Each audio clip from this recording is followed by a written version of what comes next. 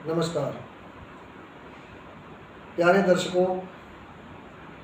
आज जो मैं आपको बताने जा रहा हूँ, सच्चा सुख, ट्रूथफुल।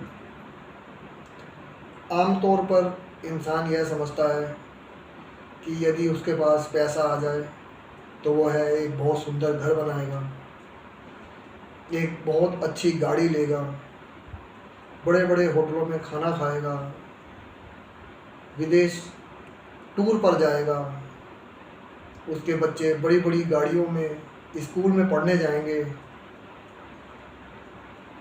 वह अपने परिवार को हर प्रकार का सुख देना चाहता है।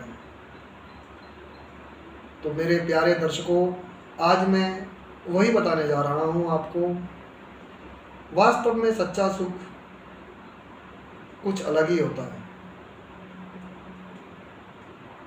एक इंसान ने गरीब परिवार में जन्म लिया। जब वह थोड़ा बड़ा होता है तो आकाश में देखता है। आकाश में देखता है कि आकाश में हेलीकॉप्टर उसके घर के ऊपर से उड़ता हुआ जा रहा है, कभी हवाई जहाज उसके घर से ऊपर से उड़ता जा रहा है। तो वह अपने आप को बहुत निराशापूर्ण महसूस करता है और एक संकल्प करता है कि हे परमात्मा, मुझे भी कभी धन दो, मैं भी इस हवाई जहाज में घूमूं, मैं भी अच्छे अच्छे कपड़े पहनूं। हे परमात्मा, मुझे सुख दो। और वह दूर तक उस हवाई जहाज को जाते हुए देखता रहता है, यही सोचते हुए, और फिर मुस्कुराकर अपनी गर्दन नीचे ज़मीन पर करता है और घर के अंदर या घर के बाहर चला जाता है। यहाँ से उसकी विचार लीला शुरू हो जाती है। धीरे धीरे करके वह स्कूल में पढ़ता है। पढ़ते पढ़ते 10वीं 11वीं 12वीं पास हो जाता है। अब उसके सपने उसकी लंबाई से भी ऊपर हो गए। अब वह सोच रहा है कि मेरी सरकारी नौकरी हो जाएगी या मैं कोई अच्छा बिजनेस करूँगा और अपार धन कमाऊँगा। समय के अनुसार वह बीए पढ़ लेता है। उसके बाद कोई उसको नौकरी नहीं मिल पाती। फिर वह एमए कर लेता है, डबल एमए कर लेता है, लेकिन उसके बाद भी उसको कोई नौकरी नहीं मिल पाती। और वह बचपन की तरह आज भी जब अपने ऊपर से जाते हुए हवाई जहाज को देखता है तो वह सोचता है और अपने मन ही मन ईश्वर से प्रार्थना करता है कि हे परमात्मा, हे प्रभु, हे ईश्वर, आप मेरी कितनी परीक्षा लोगे? क्या मेरे कर्म इतने बुरे हैं कि मैं इन उड़ते हुए हवाई जहाज को आकाश में देखता ही रहूँगा? हे परमात्मा, हे महालक्ष्मी माता, आप मुझ पर अपनी कृपा करें और मैं अपने सपनों को साकार करूं। अपने मन में यही इच्छा दबाए वह काम धंधे की तलाश में निकलता है। कभी काम मिलता है, कभी काम नहीं मिलता। घर वाले अलग ताना मारते हैं कि तुझसे कब से कह रहे हैं कि काम करा कर, काम करा कर, काम करा कर। तेरे घर में बहनें हैं, तेरे और भी भाई हैं, पिता भी तेरे बुजुर्ग हो गए हैं, मैं भी बूढ़ी होती जा रही हूँ, तेरी बहनों की शादी कैसे होगी, तेरे भाइयों का पढ़ाई लिखाई का खर्चा कैसे चलेगा, इस किराए के मकान में हम लोग कब तक रहेंगे, कब तक तेरे पिताजी मेहनत मजदूरी करेंगे और तुम्हारा पेट भरेंगे। माँ का हमेशा यही ताना रहता है। फिर ईश्वर कृपा करते हैं और वह एक छोटा सा काम शुरू करता है। जब वह छोटा सा काम शुरू करता है, ईश्वर उस पर कृपा करते हैं और वह धन कमाने लग जाता है। जब धन कमाने लगता है तो उसके माता पिता, भाई बहन सब खुश होते हैं कि हमारे भैया अब घर का सारा खर्चा उठाने लगे हैं और हमको भी सही ढंग से रख रहे हैं। वो भाई अपनी शादी नहीं करता। वो सोचता है कि मैं पहले अपनी बहन की शादी करूँगा, फिर अपनी दूसरी बहन की शादी करूँगा, फिर अपनी तीसरी बहन की शादी करूँगा, उसके बाद फिर अपने छोटे भाई की शादी करूँगा, फिर उसके छोटे भाई की शादी करूँगा। इस तरह से उसके मन में विचार आते रहते हैं और समय के अनुसार समय निकलता रहता है। वह उस पुराने मकान की अवधि पूरी करके अपने दूसरे नए मकान में चले जाते हैं। एक बढ़िया कार खरीद लेते हैं, बहनों का भी अच्छे कॉलेजों में एडमिशन हो जाता है, भाई भी अच्छे स्कूल में पढ़ रहे होते हैं और वह माता पिता के कहने पर खुद की शादी नहीं करता, अपनी बहनों की शादी कराने लग जाता है। धीरे धीरे करके वह बिजनेस में महारत हासिल करता है। उसके अपने रिश्तेदार जो कभी उनसे पूछने भी नहीं आते थे कि तुम्हारे घर में खाना है या नहीं, और रिश्तेदारों के घर चले जाया करते थे पर उनके घर नहीं आते थे। सोचते थे कि अगर हम इसके घर जाएंगे तो ये हमसे कुछ मांगेगा, और आज बिन बुलाए उनके घर में चले जाते हैं और अपना रिश्तेदारी का दबाव डालते हैं। हम तेरे फलाना है, हम तेरे ढिमका हैं, जस्ट लाइक हम तेरी मौसी हैं, हम तेरे मामा हैं, हम तेरे चाचा हैं, हम तेरे ताऊ हैं। लेकिन दोस्त जो उसके गरीबी में भी साथ थे, उसके बचपन में भी उसके साथ थे, आज जवानी में भी उसके साथ हैं। कुछ दोस्त किस्मत से उसके दोस्त बहुत अच्छे थे और वह उसकी हर मुसीबत में मदद किया करते थे। लेकिन आज वह इस मुकाम पर पहुंच गया है कि वह सबकी मदद करता है। पैसा हो जाने के कारण वह रात को लेट नाइट आता है तो उससे माता पिता ये नहीं पूछते कि तू रात को कहाँ गया था, अब सुबह आया। कभी कभी पूछते हैं तो वो कहता है माँ बिजनेस के काम से मैं बाहर चला गया था, बिजनेस के काम से मैं रुक गया था। ये तो उसका ईश्वर ही जानता है कि वो काम करता है या क्या करता है, लेकिन धन तो कमा रहा है। आज उसके पास बहुत धन हो गया है, बहुत धन हो गया है, बहुत धन हो गया है। उसने अपनी बहनों की शादियाँ, दोनों बहनों की शादियाँ बहुत अच्छे परिवार में करी, बहुत दहेज दिया और बहुत बड़े होटल में उनकी शादी करी। माता पिता कहते हैं बेटा तू कब शादी करेगा? वह कहता है हे माँ, बहुत दिन के बाद सुख के दिन आए हैं माँ, मैं शादी कर लूँगा तो मेरी बहन और मेरे पीछे के दोनों भाई ये मुझसे छूट जाएंगे। पता नहीं पत्नी कैसी मिले कैसी ना मिले, तुम्हारी सेवा करे या ना करे, क्योंकि आज इतना पैसा हो गया है कि हजारों लोग चाह रहे हैं कि वह अपनी बेटी की शादी मेरे से करें। इसलिए मैं रिश्तेदारी में भी अब कम ही जाता हूँ क्योंकि मुझे समय नहीं मिलता। लोग कहते हैं मैं अहंकारी हो गया हूँ, मुझे पैसे का घमंड हो गया है, पर ऐसा कुछ भी नहीं है। घमंड तो स्वाभाविक होता है, जन्म के साथ ही इंसान के अंदर अहंकार होता है। यह हमारा पांच तत्वों का शरीर है, वो उससे अलग कैसे रह सकता है? लेकिन यह सत्य है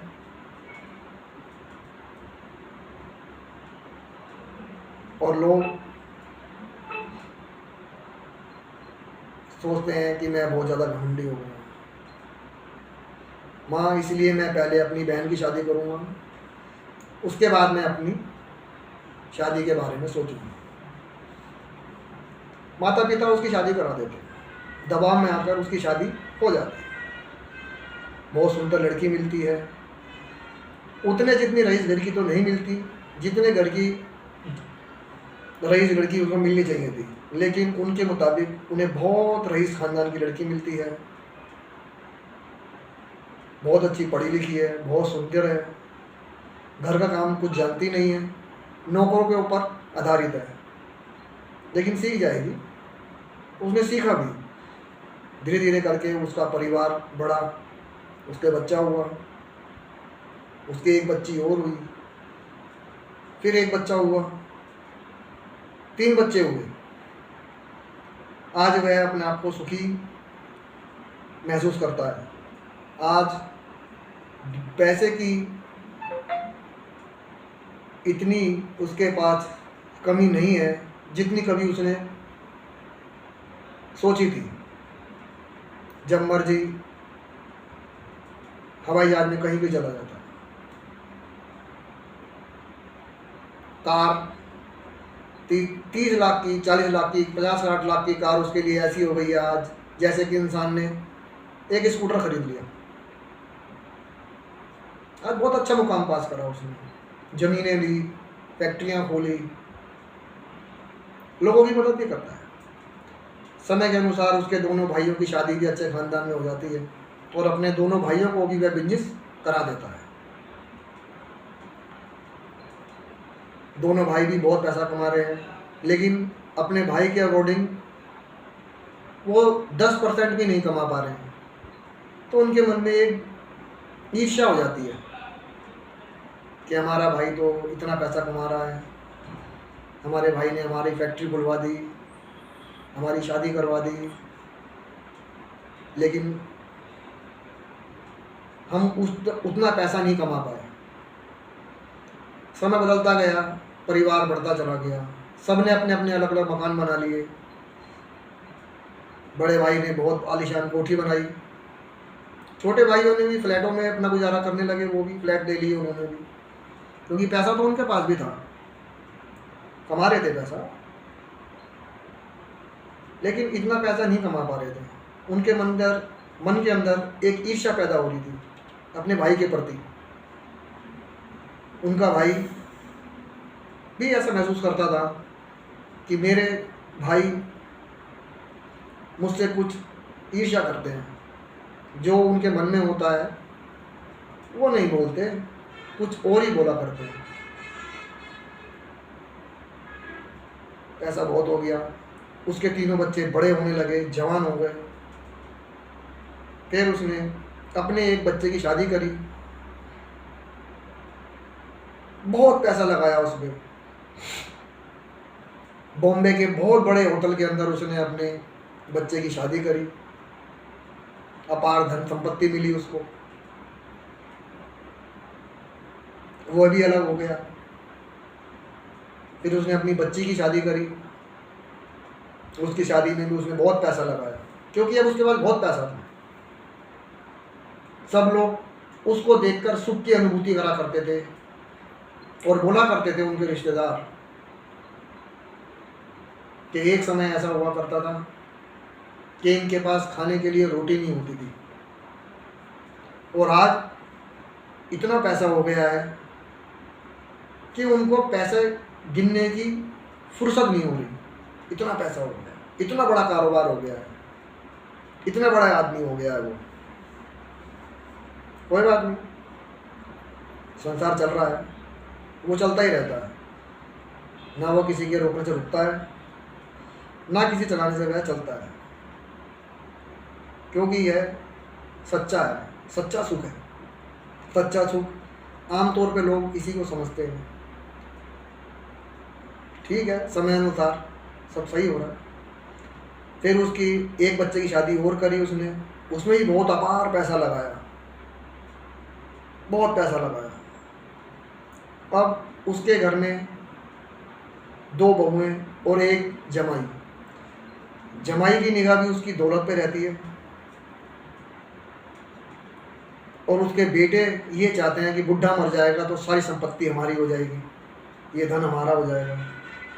उसके अपने भाई यह सोचते हैं कि भैया के पास इतनी ज़मीन जायदाद है, क्या वो हमारे बच्चों के लिए, हमारे लिए हमें कुछ हमारे नाम नहीं करेगा? माता पिता को स्वर्गवास हो चुका है, आज पूरे उस परिवार की जिम्मेदारी, खानदान की जिम्मेदारी उसके ऊपर आ गई है, लेकिन उसको समय नहीं है। समय इसलिए नहीं है क्योंकि पैसा बहुत आ गया है, सुख हो गया है। लेकिन सच्चा सुख यह नहीं होता है। सच्चा सुख वह होता है जो इंसान सुबह से शाम तक मेहनत मजदूरी कर कर जो पैसे जुटा पा रहा है और उसमें से कुछ खाकर थोड़ा कुछ अपने बच्चों के लिए, भविष्य के लिए जमा कर रहा है। आज वह सुखी है, लेकिन लोग दुखी इस बात से हैं कि इसके पास इतना पैसा क्यों है, इतना पैसे वाला ये कैसे बन गया, हम गरीब हो गए। आज उस इंसान के पास बहुत पैसा है, अपार पैसा है, पलक झपकने से पहले वह हजारों रुपए का खाना खा लेता है होटलों में जाके, हजारों रुपए के कमरे में ठहरता है जाके, है ना। लाखों के हिसाब से उसका महीने का अपना पर्सनल खर्चा होता है, लेकिन अब उसके मन में शांति नहीं है। जो शांति उसके मन में उस समय थी जब वह छोटा था और पढ़ाई लिखाई करके जवान हो रहा था, वो भरपेट खाना खाया करता था, शरीर में कोई उसके रोग नहीं था, उसका कोई दुश्मन नहीं था। आज उसको लगता है कि सारे लोग उसको खाने के लिए ही बैठे हुए हैं, और इसका सच उसके सामने आया। अब बहू भी उसका कहना नहीं मानती है कि दोस्तों की बहू पढ़ी लिखी है, जमाई तो हमेशा वहीं बैठे रहते हैं। माँ की लाडली बेटी है, बेटी हर दूसरे तीसरे दिन आ जाती है, मम्मी मेरा मन नहीं लग रहा, मैं आ गई आपके पास। थोड़ी देर में उसका पति भी घर में आ जाता है, क्योंकि उन दोनों की जो निगाह है वो भी अपने बाप की संपत्ति पे है कि हमारा बाप हमारे नाम कुछ करेगा और इस घर में 3 हिस्से होंगे। वह अंदर ही अंदर इस बात को समझ रहा है और अपना सुख, सच्चा सुख ढूंढने के लिए वह देशाटन पर निकलता है। कभी अपने ही देश में घूमता है, कभी दूसरे देश में चला जाता है, अकेला ही सदा घूमता है, क्योंकि अकेले में ही इंसान को सच्चा सुख या दुख का एहसास या इस संसार में सही दिशा का ज्ञान अकेले में ही होता है इंसान को, क्योंकि उस समय में पूरी जिम्मेदारी उसके ऊपर आ जाती है सही और गलत की। तभी उसकी बुद्धि विकसित हो जाती है, वो बुद्धिमान हो जाता है, समझदार हो जाता है। वैसे तो लोग कहते हैं कि जिस पर पैसा आ जाता है वह समझदार हो जाता है। वह समझदार वहाँ तक ही होता है जहाँ तक वो पैसे से पैसा कमाना सीख जाता है। आज वही सीख सीख कर वह इतना बड़ा आदमी हो गया कि उस पैसे से वो आज दुखी होने लगा है। अपने छोटे से सुख को ढूंढने के लिए वह अकेला संसार में भटक रहा है। 15 दिन, कभी सप्ताह भर, कभी 1 महीना वो अपने घर से दूर हो जाता है। आज उसके मन में वो शांति नहीं है और उस शांति को ढूंढने के लिए वह संसार में अकेला विचरण करता है। कभी सफ़र में कोई अकेला मिल गया तो उससे दोस्ती कर लेता है, और दोस्ती इतनी पक्की कर लेता है कि उसको ले जाके होटल में रुकवाता है, उसको बढ़िया खाना खिलाता है, बढ़िया होटल के कमरे में रुकवाता है, अपने साथ उसे खूब घुमाता है, फिराता है। और जैसे ही वह उससे अलग होता है उसका मन फिर उदास हो जाता है।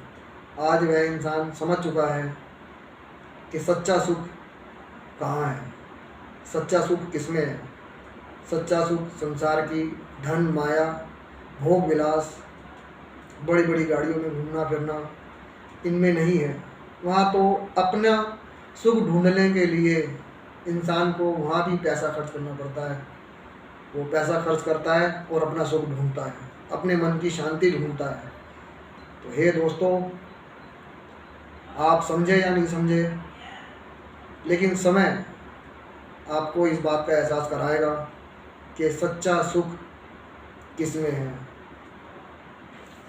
धन्यवाद।